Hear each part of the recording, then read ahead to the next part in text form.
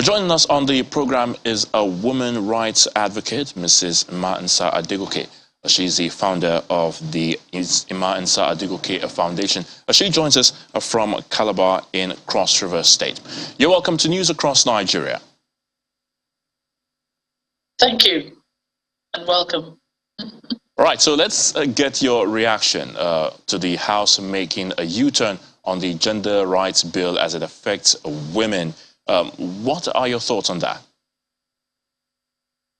To be honest with you, I am not on all fours with the protests because I have my own thoughts as to what women ought to be fighting for. But having said that, it's a good thing that the House thinks it should reverse itself and have a U-turn. But in what specific areas? And we know that with everything in Nigeria, if it doesn't go with the first tranche, it has, the possibility of not even going in at all. It's taken the 9th Assembly almost 8 years. They're on their way out. It's only 447 days or thereabout left for this administration. So why haven't they done any of this stuff in the past 7 years? Why has it taken them in the last minute, to try and do this constitutional review? And in that, come up with all these rejections or, U-turns and all of that. My view, anyway, is the fact that there are certain aspects that they really do need to have a U-turn on, which is the indigenization, the fact that women are discriminated against on account of where we're from, state of origin, or whether we're married to our husbands. And, examples and many, experiences, especially in the judiciary, exist. And, of course, in the appointment of the female ministers, because, it's either your original state of origin, your state of birth, or, your husband's, state of origin. And that, plays a lot of, plays into the hands of politicians. Now, for that aspect, yes, I think that there should be specific, like the turnaround is welcome. However, on the other two aspects, with respect to 35% or a specific amount of seats for women, in assemblies and all that, because we are women, I'm not particularly enthralled with that. Because for me, as far as I'm concerned, I don't want to be appointed because I'm a woman. I want to be appointed, or I want to earn that seat because I earned it, because I've got the brains, I've got the passion, I've got the intellect, to be able to do what I want to do, not because I'm a woman. I think affirmative action in that aspect, for me, is not complementary to the gender that I belong to.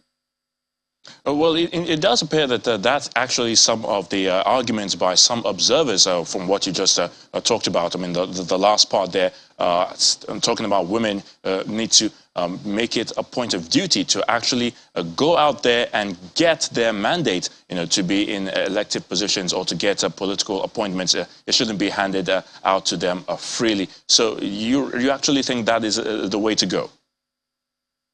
I do believe that that is the way to go, because the truth is, when you have freebies, you end up not exercising your proper muscles, whether they be brain muscles or, body muscles or whatever it is. I mean, I can only, use myself as an example in the sense that, we got into the university and we had Professor Motola of blessed memory, who was our, conveyancing teacher. And the first thing he says to us as students is, he had this wonderful, a mint-colored suit, which was unusual for a professor of law to wear.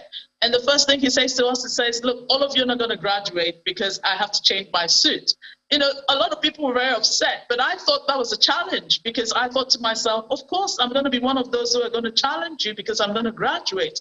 Challenges make people stronger. That's my opinion. We don't need to hand down things, and that's what's happening with this generation. Everything is being handed down. We need to go out there. We need to fight for it. I had to fight to be the first female social secretary of the University of Lagos. It wasn't handed down to me. I took my campaigns to all the residential hostels in the university. It wasn't handed down to me, and it was against the situation where we had someone from one of the great, colleges in Lagos who was my opponent. We can't afford to have this hand-me-down mentality because we're women. Yes, we're women, but we're more, to be honest with you, I think we're more brilliant than the men. Forgive my saying so. Look at the judiciary. It's a meritocracy, arm of government. Look at what women are doing there. Look at the Supreme Court. We've got the 7 highest ranking Supreme Court justices are women. So what are we talking about? I mean, the only thing I would say, let the playing field be even. I know the men have got the money, they've got the violence, the power. That is actually what scares a lot of women from getting into politics. And that is why a lot of us think we need to be handed down, little portions and scraps, and if we understand the power we have, we make up over 50% of the electorate. What I think we need to do as women is to educate ourselves and to say, hey, listen, you've got the voting power. The INEC portals are still open. Women, go out and register. Get your voting cards. Let's send a message to the men that we are visible, that we are there. This is what we need to be doing. Not to be crying, oh, give me this, give me that, give me that. And then at the end of the day, they don't even respect you when you get there because they feel they can just, take you out, just like that. And I don't think that's the best for us as women. That's my candid opinion. All right, very quickly, you've been working a lot to better the lot of women, especially in the rural areas. From your experience, what are their major challenges? I know many times we talk about gender violence or gender-based violence or violence against women. What other challenges are there? For me, the rural woman needs to be empowered.